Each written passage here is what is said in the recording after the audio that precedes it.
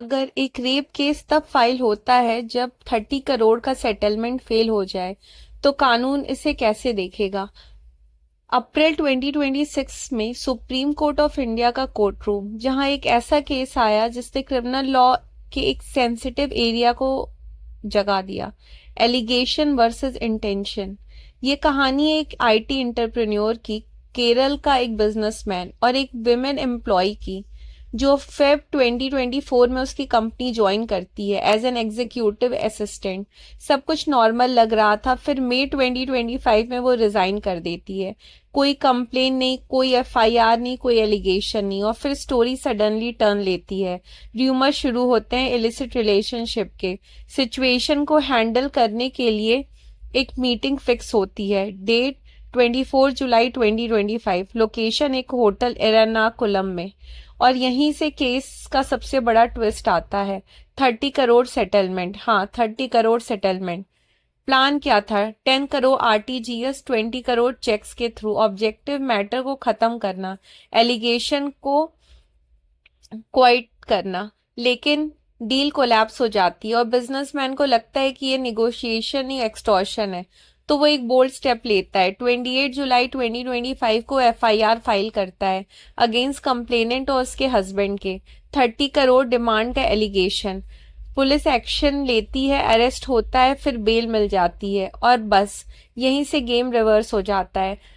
5 अगस्त 2025 एक नई FIR file होती है, इस बार against businessman. Charges: rape, sexual harassment, outraging modesty, IT act offences.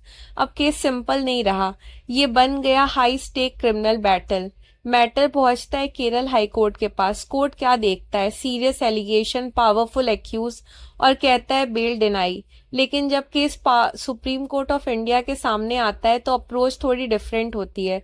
Supreme court सिर्फ एलिगेशन नहीं देखता, टाइमलाइन देखता है। कोर्ट नोटिस करता है पहले क्या हुआ, सेटलमेंट टॉक्स हुई, फिर क्या हुआ, एक्यूज ने एफआईआर फाइल की एक्सटॉर्शन की, उसके बाद क्या हुआ, कंप्लेनेंट ने रेप एफआईआर फाइल की, और फिर आती है वो ऑब्जर्वेशन जिसने पूरे केस को डिफाइन किया।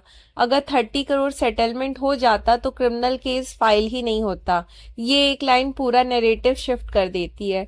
कोर्ट एक और इम्पॉर्टेंट टर्म यूज करता है, काउंटर ब्लास्ट एफआईआर। मतलब एक ऐसी एफआईआर जो इंडिपेंडेंट नहीं बल्कि रिएक्शन हो किसी पहली लीगल एक्शन का। अब यहाँ एक इम्पॉर्टेंट बात समझनी है। सुप्रीम कोर्ट ने ये नहीं बोला कि एलिगेशंस फॉल्स है, ये नहीं बोला कि एक्यूज इनोसेंट है। कोर्ट सिर्फ ये कह रहा है कि स्टेज पे अरेस्ट जरूरी नहीं है, और इसी बेसिस पे कोर्ट एंटिसिपेटरी बेल ग्रांट कर देता है, कंडीशन के साथ। 1 लाख सिक्योरिटी, इन्वेस्टिगेशन में कोऑपरेशन, विटनेस को इन्फ्लुएंस नहीं करना, और क्लियर वार्निंग, अगर कंडीशन वॉयलेट हुई बेल कैंसिल हो जाएगी। लेकिन सबसे इम्पोर्टेंट लाइन क्या है?